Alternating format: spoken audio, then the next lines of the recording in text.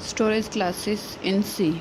In C, each variable has storage class. A storage class for a variable tell about the four things. The first is the location, second is default initial value, third is the scope, and fourth is the lifetime. There are four storage classes in C. The first is the auto, second is the register, third is the static, and fourth is the extern. In this lecture, we will discuss about the two storage classes, auto and the register. Auto storage card, it is a default storage class for all the variables in C, C++. That is, if we have not declared any storage class for a variable, then by default variable has a auto storage class. The auto storage class variable can be declared like this: auto int a or int a. That is a default storage class here is an auto. For a variable that is of a auto storage class, the location is in a memory. That is, to a variable, the variable is stored in a memory. The default initial value for the auto storage class is a garbage, that is the unpredictable value.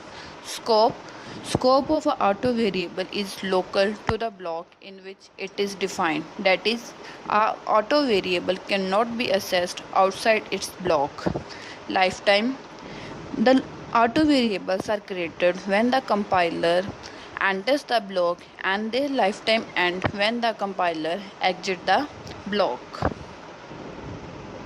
Consider this code in which I have a two variable a. Both have a auto storage class, but both are declared in a different block. A two variable with the same name can be declared but in a different blocks. Both are treated as independent variable by the compiler. The scope of the variable that is declared in an outer block is local within its block, and the scope of the variable a that is declared inside the inner block is local in its block. What value here get printed? First, cout statement, it will print the value of the variable a that is declared inside the inner block. Here we get the output 20. This variable a is created when the compiler enters the block and destroyed when the compiler exits the block, and here the value of the a is printed that is declared outside the block, that is the 10. For 2010 is the output in this case. As of a storage auto class, a is stored in a memory. If no value is assigned to a, then the garbage value get printed. Let's take more example to understand the scope and the lifetime of a auto variable. Here I have two functions, main and the fun, and there are two calls to the function fun. In the function there is a one auto variable a that is local to this function only. That is, it means that the function variable a cannot be accessed outside this function. If there is any statement in a main that is trying to assess the value of the a, give me the error. Because a has a local scope, it cannot be accessed outside the function. Here we comment this statement. Now what is the output? Now first time when the function fun is called, a get the value 1, then there is an increment statement that give the value a 2, and that value is printed 2. This variable a is created when the compiler enters the function and destroyed when the compiler exits the function.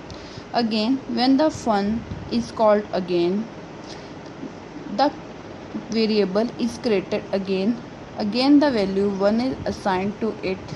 It is incremented by 2, and again 2 get printed.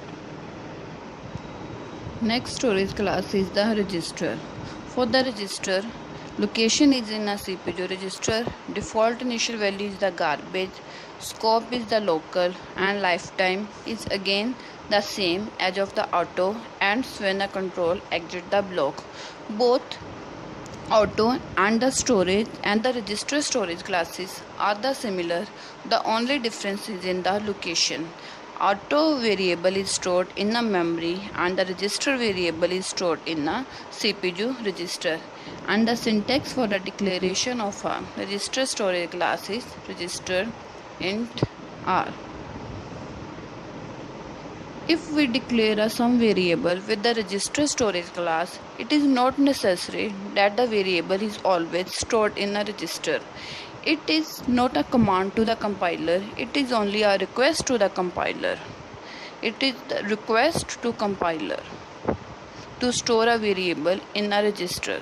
Depending upon the availability of the register, compiler may or may not store the variable in a register.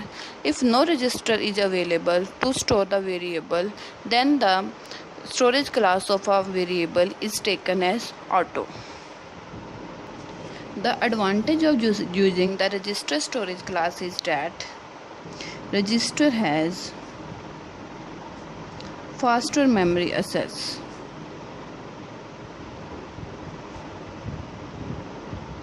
Therefore, by storing the variable in a register, we can make the program to run faster. And the register storage class we are often used on a variables that are frequently used in a program. There are some properties of variables of a register storage class. The first is register variables cannot be dereferenced. Consider the following. Here we have used the dereference operator ampersand to read the value of the a. But when we are trying to compile this program, we will get the compilation error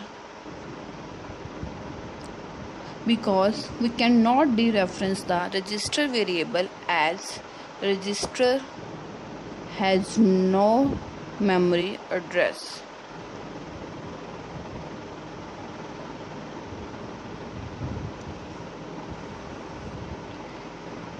But when this program is saved with .cpp extension, then no error will be generated and program will be successfully compiled. This compilation error we get when we save the program with .c extension. The C compiler generates the error when we are trying to dereference the register variable. Although register variable cannot be dereferenced, but register variable can be used to hold the address of a variable.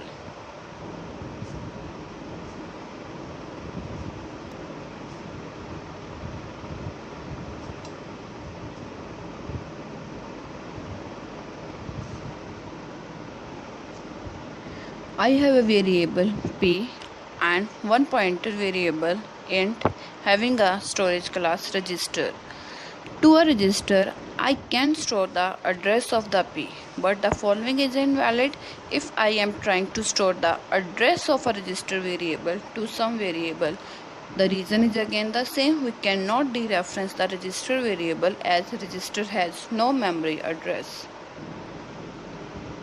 The last point about the register storage class is that there is no limit on the number of the register variables in a C program, but the compiler may store some variables in a register depending upon the availability of the register, and other variables are stored in the memory.